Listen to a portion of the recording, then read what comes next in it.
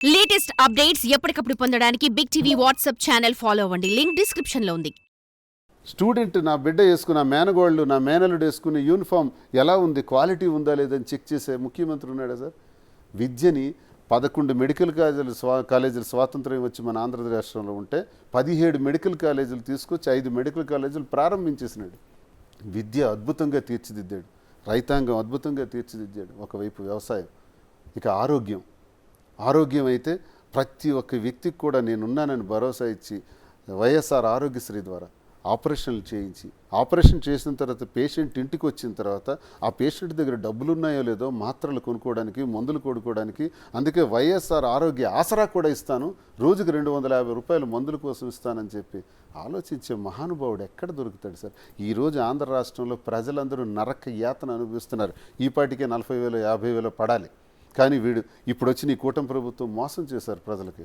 Super 6 అన్నారు. Super 6లో ఇంతవరకు ఒక్కటి కూడా అమలు చేయలేదు. నేను మొన్ననే బడ్జెట్ సమావేశాలు పూర్తి చేసుకొని ఇప్పుడు ఇక్కడికి వచ్చాను. బడ్జెట్ సమావేశాలు ఓట్ ఆన్ అకౌంట్ బడ్జెట్ పెట్టారు. మొదట ఓట్ ఆన్ అకౌంట్ అయింది. ఎందుకు పెట్టారు? ఎలక్షన్ ఇయర్ కాబట్టి ఓట్ ఆన్ అకౌంట్ పెట్టాలి, అది ధర్మం, రూల్. అది తెలుగుదేశం ప్రభుత్వం అధికారంలోకి వచ్చింది. మళ్ళీ ఓట్ ఆన్ అకౌంట్ బడ్జెట్ ఏంటి సార్? మళ్ళీ ఓట్ ఆన్ అకౌంట్ బడ్జెట్ 4 నెలలకా? సరే, నిన్న బడ్జెట్ పెట్టారు. ఈ బడ్జెట్లో, ఇప్పుడు పెట్టిన బడ్జెట్లో సూపర్ 6 ఉన్నాయా చెప్పమనండి. ఒక్కటి సూపర్ 6లో వాళ్ళు ప్రజలకు మోసం చేసి ఇవి మేము చేస్తామని 3 సిలిండర్లు అన్నారు. ఇచ్చారా? 1 సిలిండర్. 2 సిలిండర్లు కనీసం ఇవ్వాలి కదా, ఇవ్వలేదు. ప్రతి ఆడబిడ్డకు కూడా 1,500 రూపాయలు అన్నారు 59 సంవత్సరాల వరకు మహిళలకి. ఇచ్చారా? నిరుద్యోగ భృతి అన్నారు. 20 లక్షల మంది నిరుద్యోగులకి 3,000 రూపాయలు చొప్పున ఇస్తామని చెప్పారు. ఇచ్చారా? ఆ తల్లికి వందనం అన్నారు. నీకు 15, నీకు 15, నీకు 15, నువ్వు వచ్చావా, నీకు 15, మీరు వచ్చారా, నీకు 45. ఇలాంటి దుర్మార్గమైన మాటలు చెప్పారు.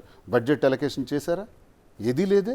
మరి బడ్జెట్ మీరు అలాట్ చేయకపోతే 2025 సంవత్సరం మార్చి వరకు కూడా ఈ పథకాలు లేనట్టే. సిలిండర్లు 2వ సిలిండర్ మార్చి వరకు రాదు. మీరు 3 ఇస్తామన్నారు కదా, కనీసం 2 ఇవ్వండి, మార్చి వరకు రాదు.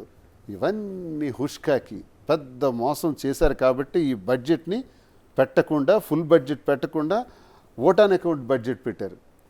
ఎన్నికలకు ముందు చంద్రబాబు నాయుడు ఏమన్నాడు? 15 లక్షల కోట్లు జగన్మోహన్ రెడ్డి అప్పు చేశాడు అన్నారు. ఆ తర్వాత 14 లక్షల కోట్లు అన్నారు. ఇవాళ ప్రభుత్వం అధికారంలోకి వచ్చిన తర్వాత ఓట్ ఆన్ అకౌంట్ బడ్జెట్ పెట్టిన రోజు గవర్నర్ గారి చేత తప్పుడు మాటలు చెప్పించారు. 10 లక్షల కోట్లు ఈ రాష్ట్రానికి అప్పు ఉందని. కానీ ఈ రాష్ట్రం విడిపోయిన తర్వాత ఉన్న అప్పు, అలాగే చంద్రబాబు నాయుడు 14 నుంచి 19 వరకు చేసిన అప్పు, 19 నుంచి 24 వరకు జగన్మోహన్ రెడ్డి గారు చేసిన అప్పు మొత్తం కలిపి 6,42,000 కోట్లు. నేను చెప్పలా. ఈ బడ్జెట్ బుక్స్లో, ఫుల్ బడ్జెట్ బుక్స్లో చంద్రబాబు నాయుడే చెప్పారు. చంద్రబాబు నాయుడు చెప్పిన ఫిగరే నేను చెప్తున్నా. మరి 6,42,000 కోట్లు అప్పు చూపించిన మీరు బయట 15 లక్షల కోట్లు జగన్మోహన్ రెడ్డి అప్పు చేశాడని ఎందుకు చెప్పారు? గవర్నర్ గారి చేత 10 లక్షల కోట్లని ఎందుకు చదివించారు? నేరం కాదా? ఇవన్నీ కప్పిపుచ్చుకోవటానికే. ఫుల్ బడ్జెట్ పెడితే ఈ వాస్తవాలు తెలుస్తాయి కాబట్టి పెట్టలేకపోయినారు. ఇది ఈ పరిస్థితి, ఈ ప్రభుత్వం దుస్థితి. వీళ్ళేమీ చేయలేరు. ప్రజలకు మోసం చేసి తప్పుడు వాగ్దానాలు చేసి అధికారంలోకి వచ్చారు. మా బలమంతా ఏంటంటే ట్రాన్స్పరెన్సీ. మా ప్రభుత్వంలో రూపాయి లంచం లేదు. ఏ లబ్ధిదారుడు కూడా ₹1 లంచం ప్రభుత్వ పథకం కోసం తీసుకోలేదు. లంచాలు మళ్ళీ ప్రారంభమైనాయి. సచివాలయ వ్యవస్థ పోయింది, వాలంటీర్ వ్యవస్థ పోయింది. వాలంటీర్ వ్యవస్థ గురించి మాట్లాడంటే అది వ్యవస్థలో భాగం కాదు అంటాడు ఈ ప్రభుత్వంలో. అసలు కౌన్సిల్లో కూడా అంటారు వ్యవస్థలో భాగం కానప్పుడు మరి మీరెందుకు 10,000 రూపాయలు జీతం ఇస్తామని ప్రకటించారు? మరి వాలంటీర్లు మేము తీసుకుంటామని మీరెందుకు చెప్పారు? అంత మోసం చేసి ఈరోజు వచ్చి మళ్ళీ ప్రజలు ఎంఆర్ఓ ఆఫీసులు, ఎంపీడీఓ ఆఫీసుల చుట్టూ ఎండనక వాననక పడిగాపులు కాసి లంచాలు ఇచ్చుకునే దౌర్భాగ్య స్థితి మళ్ళీ వచ్చేసింది. అది జగనన్న లేని లోపం. జనం గుర్తించారు. 27లో ఎన్నికలు జరుగుతాయా, 29లో జరుగుతాయో తెలియదు. ఎన్నికలు జరిగిన మరుక్షణం జగనన్నే అఖండ మెజార్టీతో గెలుస్తాడు. అంతవరకు మేము కష్టపడి పనిచేయటం, అన్న ఆశయాలను జనంలోకి తీసుకెళ్ళటం, ఇదే మా ధ్యేయం. ఇలాగే పడగొట్టారు కదండి బ్రీత్లెస్ పొలిటికల్ స్పీచ్తోని, అవునా? కాదు, మీరు అబ్జర్వ్ చేస్తే నాన్ స్టాప్గా అంటే గతంలో జరిగిన పథకాల దగ్గర నుంచి, ఇక్కడ ఉండే వైఫల్యాల దగ్గర నుంచి, బడ్జెట్ దగ్గర నుంచి మొత్తం అన్ని సింగిల్ లైన్లో చెప్పేస్తారు. ఇలాగే పడిపోయారు. మీరు వచ్చింది దువ్వాడ శ్రీని గారితో ఈ ప్రయాణం జరుగుతుందనో, ఇంత విచ్ఛిన్నం జరుగుతుందనో లేకపోతే ఇంత వీధిలో సోషల్ మీడియాతో టార్గెట్ అవుతారనో రాలేదు. పాలిటిక్స్ కోసం వచ్చారు. మీ పొలిటికల్ లైఫ్ ఏంటి? నేను కూడా అంతేనండి. ఇప్పుడు సార్ చెప్పినట్టు జగన్మోహన్ రెడ్డి గారి అభిమానంతోనే పాలిటిక్స్లో పనిచేద్దామని వచ్చాను. సో అదే అభిమానంతో ఇప్పుడు పనిచేస్తూనే ఉంటాను అంతే. ఇవి ట్రోల్స్ జరిగాయని ఎవరో ఏదో అన్నారని వెనక్కి తీసుకునేది లేదు. ఏ ఉద్దేశంతో వచ్చానో ఆ ఉద్దేశంతోనే నా పని చేసుకుంటూ పోతాను. కంప్లీట్గా నన్ను నమ్ముకున్న ప్రజలు మా దగ్గరికి చాలామంది వస్తూ ఉంటారు. వాళ్ళకి సపోర్ట్గా ఉంటేనే ఫైట్ చేసి మళ్ళీ మా ప్రభుత్వం ఖచ్చితంగా వస్తుంది అని మేము ఆశిస్తున్నాం అంతే. పోటీ చేస్తారా? పోటీ శ్రీనివాస్ గారు ఎప్పటికీ పోటీ చేయాలి టెక్కల్లో. శ్రీనివాస్ గారికి మేము సపోర్ట్ చేయాలి. పోటీ చేసే ఆలోచనలు అలాంటివి ఏమీ లేవు. వాణి ఒక్కరోజు అలా అనుకుని ఉంటే శ్రీనే ఎమ్మెల్యే అవ్వాలని అనుకుంటే నేను గెలిచి ఉండేవాడిని. 4,000 కదా తేడా, 3,000 కదా తేడా, ఇంట్లోనే పోరు. ఎప్పుడు కూడా ఆమె వల్ల అతను ఓడిపోయాడు. ఇప్పుడు ఈ అమ్మాయి ఏమంటుంది, శ్రీనివాస్ ఎమ్మెల్యే కావాలి అంటుంది. ఎవరవుతారో తలరాత అదృష్టం, అది వేరే పార్టీ ఇస్తానంటే శ్రీనివాస్ గారిని మించిన నాయకు టక్కల్లో ఎవరు లేరండి. ఇవన్నీ ఒత్తి వెనుకున్నాడు కదా శ్రీనివాసుడు. శ్రీనివాస్ గారు ఇంకా రాజకీయాల్లో ఇంకా జస్ట్ నేను ఏబిసిడీలు నేర్చుకుంటున్నాను. అతను ఆల్రెడీ రాజకీయాల్లో అన్నీ నేర్చుకుని లాస్ట్ స్టేజ్లో ఉన్నారు. అతనే అర్హులు. మేము అతని వెనక ఇంకా నేర్చుకోవాల్సింది ఉంది.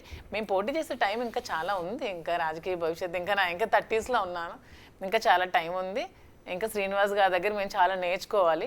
రాజకీయంగా నేర్చుకొని మేము ఎదగాలి. ఖచ్చితంగా ఒక 20 years తర్వాత ఖచ్చితంగా అప్పుడు పోటీ చేస్తాను.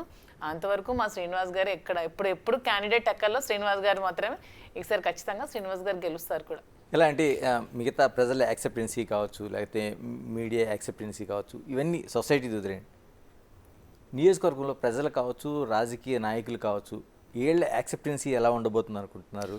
ఇప్పుడు అచ్చెన్నాయుడు నా మీద పోటీ చేసే ముందు ఏమని చెప్పాడంటే 70,000కి తగ్గకుండా నాకు మెజారిటీ వస్తుంది, రాష్ట్రంలో హైయెస్ట్ మెజారిటీ నాదే కాబోతుంది అన్నాడు ఎన్నికలకు ముందు. ఇప్పుడు ఎంత వచ్చిందో తెలుసా సార్? మా జిల్లాలోనే 56,000, 45,000తో చాలా నియోజకవర్గాల్లో గెలిచాయి కూటమి ప్రభుత్వం నుంచి పోటీ చేసిన వాళ్ళు. బట్ టెక్కల్లో 33,000తో గెలిచాడు అచ్చెన్నాయుడు. నాకు 73,000 ఓట్లు వచ్చాయి.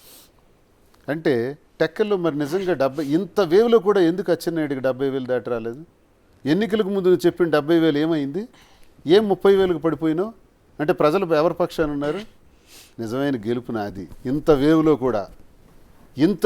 కూడా నువ్వు 30,000కి పడిపోయావంటే నువ్వు ఓడిపోయినట్టే. ఎవరెవరైతే ఈ రాష్ట్రంలో 20,000, 25,000, 30,000తో ఓడిపోయారో వాళ్ళందరిది టైట్ ఫైట్ సార్. ఎవరైతే 40,000, 45,000, 50,000తో గెలిచారో వాళ్ళందరూ రియల్గా గెలవాల్సిన వాళ్ళు. వేవ్ నడిచింది మొన్న. అండ్ వేవ్తో పాటు అండి అన్ని నియోజకవర్గాలు వేరు. టెక్కల్లో ఒకే పార్టీలో అంటే ఒక 3 డిఫరెంట్ యాంగిల్స్లో అతనికి దెబ్బతీయాలని చూసే వాళ్ళు చాలా ఎక్కువ మంది ఉన్నారండి. అందులో కూడా పైకి వచ్చే నాయకుడు ఎవరైనా ఉన్నారంటే దువ్వాడ శ్రీనివాస్ గారు మాత్రమే. అతని పార్టీలోనే ఉంటే దెబ్బ కొట్టాలని చూసిన వాళ్ళు చాలా మంది ఉన్నారు. సేమ్ కమ్యూనిటీలో దెబ్బ కొట్టాలని చూసే వాళ్ళు చాలా మంది ఉన్నారు. వెన్ కంపేర్ టు అచ్చెన్నాయుడికి ఏంటంటే అక్కడ సపోర్ట్ వాళ్ళందరూ వాళ్ళ బ్రదర్స్ వాళ్ళు సపోర్ట్ చేస్తూ ఉన్నా ఇక్కడికి యాంటీగా చేసినా సరే నిలదొక్కుంటూ ముందుకు వస్తున్నారంటే అది ఒక్క దువ్వాడ శ్రీనివాస్ గారికి మాత్రమే సాధ్యం. అందుకే చెప్తున్నాం మేమంతా ఎప్పటికీ మా నియోజకవర్గ ప్రజలు కూడా అదే చెప్తారు. టెక్కలకి క్యాండిడేట్ సరైన వాళ్ళు ఎవరంటే అది దువ్వాడ శ్రీనివాస్ గారు మాత్రమే. ప్రజలకు ఎప్పుడు రుణపడి ఉన్నాను అంతే. For more videos like this, subscribe Big TV channel.